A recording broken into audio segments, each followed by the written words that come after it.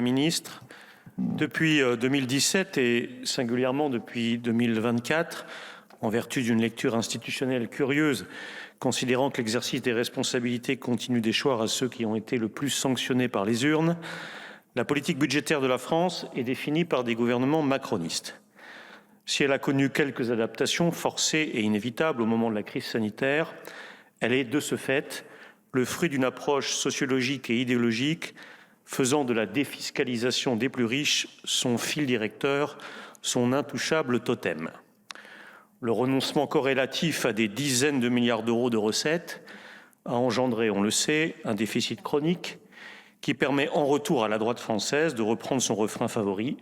sur le niveau inconsidéré de nos dépenses publiques et de justifier de nouvelles mises en cause de l'État social, de ses services publics et de ses régimes sociaux. En ce printemps 2025, ce que nous évaluons donc d'abord, ce sont les effets de cette politique. Ce que nous évaluons, ce n'est pas l'attractivité exceptionnelle d'une économie française de nouveau altérée par une vague de délocalisation que le ruissellement macroniste peine visiblement à empêcher. Ce que nous mesurons sur nos territoires, c'est le recul des services publics. Ce sont, par exemple, les effets des fermetures de classes en milieu rural et le sentiment d'abandon, la perte de confiance qu'elles engendrent. Ce que nous mesurons sur nos territoires,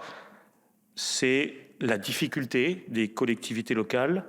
comprimées dans leurs dotations, démagogiquement accusées par vous de dérives dépensières, à planifier les investissements et financer les services porteurs de solidarité, de qualité de vie, d'épanouissement individuel de nos concitoyens.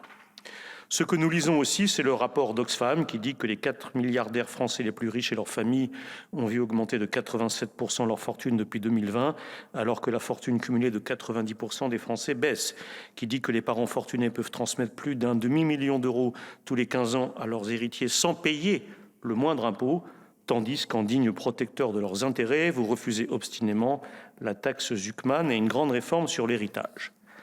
Ce que nous évaluons aussi en ce printemps, c'est l'échec d'une méthode dans l'élaboration même des budgets.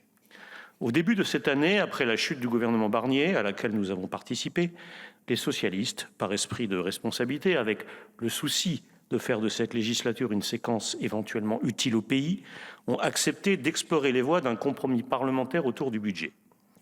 Vous avez rapporté ici ou là quelques-unes des régressions les plus inacceptables que vous aviez envisagées, mais vous avez refusé pour l'essentiel de faire la moindre concession sur les grandes orientations de ce budget, d'envisager le moindre bouger substantiel sur les recettes et la mise à contribution sérieuse des plus riches. Vous avez continué à nous donner des leçons d'économie que vous êtes naturellement les seuls à comprendre, et vous avez démontré au passage votre inaptitude à comprendre le sens même du mot concession. Votre Premier ministre, qui se présentait comme l'héritier d'une tradition centriste de dialogue,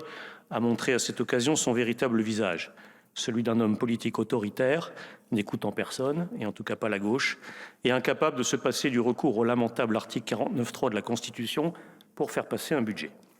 Alors, puisque nous sommes à mi-parcours, Madame la Ministre, que nous venons de rejeter les comptes 2024, que s'approche le moment où vous allez devoir produire vos premières copies budgétaires, permettez-moi de vous prévenir de notre état d'esprit. Ne pensez pas que nous porterons éternellement sur nos épaules la seule responsabilité de ne pas priver les élus, les associations et les entreprises de notre pays de budget. Pour 2026, nous ne nous satisferons pas d'une co-construction autoproclamée et factice, encadrée par les vérités indiscutables de je ne sais quel rapport d'experts ou les leçons de morale lénifiantes de François Bayrou sur la dette. Nous sommes prêts à entendre que dans un Parlement sans majorité absolue et même relative, tous les points de vue ont vocation à laisser une trace dans la loi de finances du pays, si nous voulons lui laisser une chance d'être adopté sans que la question même de l'existence du gouvernement ou du budget soit posée. Mais parmi les points de vue à prendre en compte, il y a celui des parlementaires de gauche, qui représentent ici entre un quart et un tiers des électeurs de ce pays, et qui ne peuvent pas accepter d'être simplement les témoins de la poursuite obstinée d'une politique qui a échoué et qui a été sanctionnée. Je vous remercie.